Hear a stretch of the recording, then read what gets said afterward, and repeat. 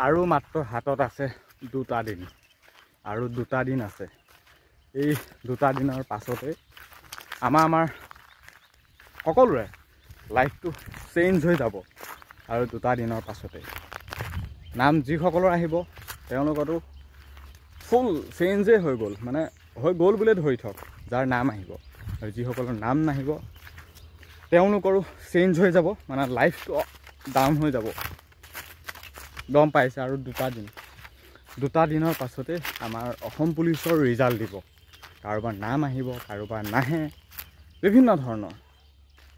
কাৰোবাৰ আহিব you have been selected written এক্সামটোৰ কাৰণে, কাৰোবাৰ আহিব you have been not selected, next time better luck, তেনেকুৱা ধৰণৰ। আৰু 2টা দিন আমি অপেক্ষা কৰিব লাগিব। এতিয়া নকওঁ ক'ত কিমান কাট অফ যাব, এনালাইজ কৰা টাইম নাই, সময় নাই, এইবিলাক একোৱেই নাই। এতিয়া আমাৰ টাইম এটাই আছে, এই 2টা দিন অপেক্ষা কৰিব লাগে সেই দিনটোলৈ। সেই দিনটোৱে হৈছে 12 মাৰ্চ। 12 মাৰ্চ তাৰিখে আমাৰ অসম পুলিচৰ কাট অফ লিষ্ট মুকলি কৰিব। ভয় লাগি আছে, সকলোৱে ভয় লাগিছে, কাৰণ বহুত কষ্ট, সপোন, মানে গোটেই কি ক'ম আৰু, গোটেই বস্তুখিনি ইয়াত সোমাই আছে। সাংঘাতিক কষ্ট। তাত কোনে কি পৰিস্থিতিত পৰি ইণ্টাৰভিউ দিব লগা হৈছে, বা ছাকচেছ হোৱাৰ দিশত কাৰ কেনেকুৱা কি ধৰণৰ সপোনবোৰ জড়িত হৈ আছে, যে মই ছাকচেছ হ'লে এইটো কৰিম সেইটো কৰিম, বিভিন্ন ধৰণৰ সপোন জড়িত হৈ আছে। আৰু সেই সপোনবোৰ সাৰ্থক হ'বলৈ গৈ আছে 12 মাৰ্চত। কাট অফ লিষ্ট মুকলি কৰিব ল'ৰা ছোৱালী সকলোৰে, AB UB কাট অফ লিষ্ট। এতিয়া কাট অফ কিমান যাব সেইটো নকওঁ। আৰু 2টা দিন অপেক্ষা কৰা, হয়তো কালিলৈ বা পৰহিলৈৰ ভিতৰত SLPF নটিফিকেশ্যন এলাউ কৰিব যে 12 তাৰিখে বা 12 মাৰ্চত ইমানটা বজাত কাট অফ লিষ্ট আহিব, ইমানটা বজাত বা 17 তাৰিখে এডমিট কাৰ্ড দিব। সেইটো সন্দৰ্ভত কালিলৈ বা পৰহিলৈৰ ভিতৰত নটিফিকেশ্যন আহিব SLPF। মুখ্যমন্ত্ৰী মামাই কি কৈছিল? মই কোৱা নাই, মামাই কৈছিল 12 মাৰ্চত কাট অফ লিষ্ট দিম, 100% দিব, 17 তাৰিখে এডমিট দিব, 23 মাৰ্চত হ'ব ৰিটেন এক্সাম AB UB। কেইটা দিন আছে? টাইমেই নাই, 10 দিন আছে বুলি ধৰি থোৱা। আৰু এই 10টা দিনত চটকৈ গুচি যাব। বোলে কি হ'ল, কালিলৈ ছানডে, আমাৰ এক্সাম আছে, আজি যাবই লগা হ'ল। পঢ়িছিলোঁ নপঢ়িছিলোঁ, ক'ত কি হ'ল নহ'ল, কমন পৰে নপৰে, পঢ়াবোৰ মনত আছে নাছে, কুৱেশ্যন তাত কৰিব পাৰোঁ নোৱাৰোঁ, সেইখিনি পাছৰ কথা। কিন্তু আমাৰ সময়খিনি আমাৰ গৈ আছে, সাংঘাতিক সময় গৈ আছে। আমি চকুৰে মনিব নোৱাৰা, কিবা কিছুমান ব্ৰেইনেৰে কিছুমান ঢুকি নোপোৱা কিছুমান ঘটনা, কিছুমান দৃশ্য আমাৰ এই লাইফটোত ঘটি আছে।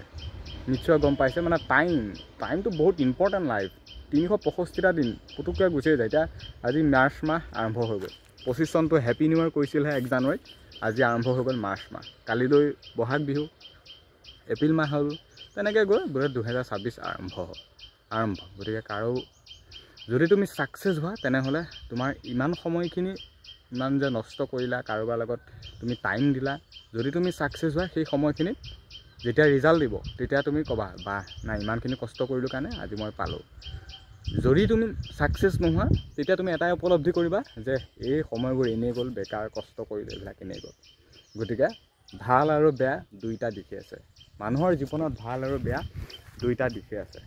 কাৰোবাৰ জীৱনটো বহুত কঠিন, মানুহৰ লাইফটো ইমান ইজি নহয়। আৰু এই লাইফটোৰ কথা যদি ক'বলৈ যাওঁ, মেইন পইণ্টটো হৈছে টকা। তোমাৰ যদি হাতত টকা আছে তুমি সকলো ফালৰ পৰাই সুখী। তোমাৰ হাতত যদি টকা নাই, তোমাক ভৰিৰে গচকি মোহাৰি, মানে গাড়ীৰে চেপি মাৰি পেলাব, তেনেকুৱা মানুহ আছে। উপলব্ধি কৰোঁ, এনেকুৱা ধৰণৰ ঘটনাবোৰ নিজৰ লগত ঘটে, সকলোৰে লগত হয়। লাইফটো বহুত বেলেগ ধৰণৰ, মানে সময়, লাইফ এইবোৰ বৰ বেলেগ জটিল বস্তু, আমি ভাবিবই নোৱাৰোঁ। সময় আহি আছে, গৈ আছে, কিবা কিবি হৈ গৈ আছে। এতিয়া written exam, cut off list, কাৰ ভাগ্যত পৰে নপৰে এইটো কোনেও ক'ব নোৱাৰে। কিমান কাট অফ যাব নাযাব, ৰিজাল্ট কি হ'ব নহ'ব, এভৰিথিং একোৱে ক'ব নোৱাৰে। আমি এটাই ক'ব পাৰোঁ, মুখ্যমন্ত্ৰী মামাই নিযুক্তি দি আছে, আমি অংশগ্ৰহণ কৰিছোঁ, আমি চিলেকশ্যন হ'ব লাগে, আমি সেইটোৱে ভাবি আমি কামখিনি কৰিব লাগে।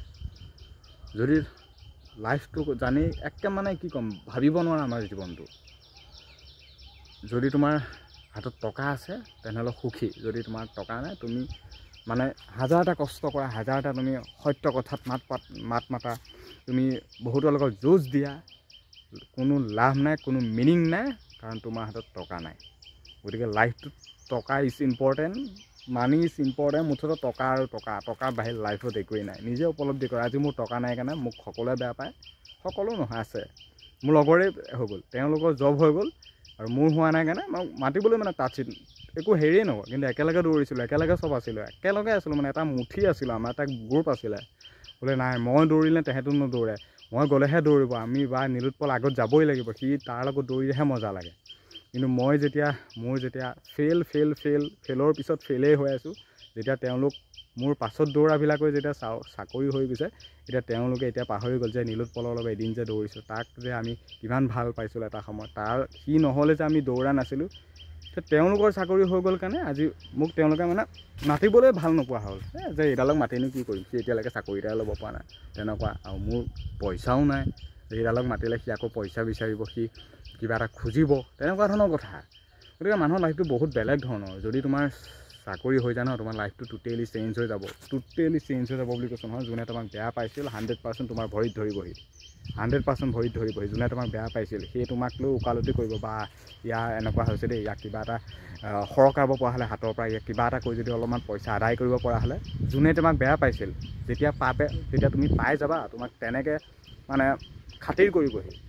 আজি যে তুমি পোৱা নাই, আজি যে তুমি সফল হোৱা নাই, ঘেণ্টা তুমি 1000টা ভাল কাম কৰা, 1000টা সত্য কথাত মাত মাতা, 1000টা চেলিব্ৰিটি হৈ ক'ৰবাত ঘূৰি ফুৰা, ন' মেটাৰ, মুঠতে তই ফেইল, তোৰ কোনো কাম নাই, তোৰ ভেলু নাই, তোৰ কথা ক'ত বা তোৰ ভইচত, তোৰ বাহিৰৰ দিশত যিমানে জ্ঞান নাথাকক কিয়, তই জব পোৱা নাই, তোৰ হাতত টকা নাই, মুঠতে তই মিছা, তোৰ একো ভেলুৱেই নাই। যেতিয়া তোমাৰ হৈ যাব ন, একদম আহি গ'লা।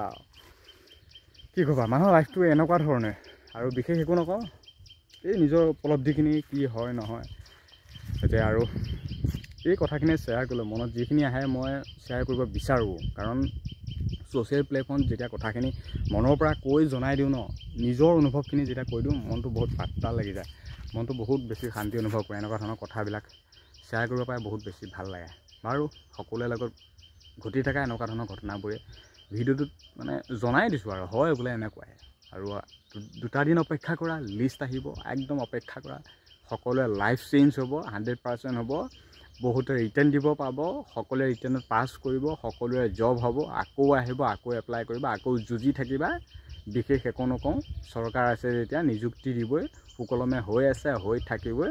নেভাৰ গিভ আপ, লাগি থাকিবা, আমি লাগি থাকিম। ধন্যবাদ। অপেক্ষা কৰা আৰু 2টা দিন, সকলোৱে লাইফ চেঞ্জ হ'বই। আমাৰ অসম পুলিচত সকলোৰে জব হ'বই, যদিনো মোৰ নহয়। ধন্যবাদ।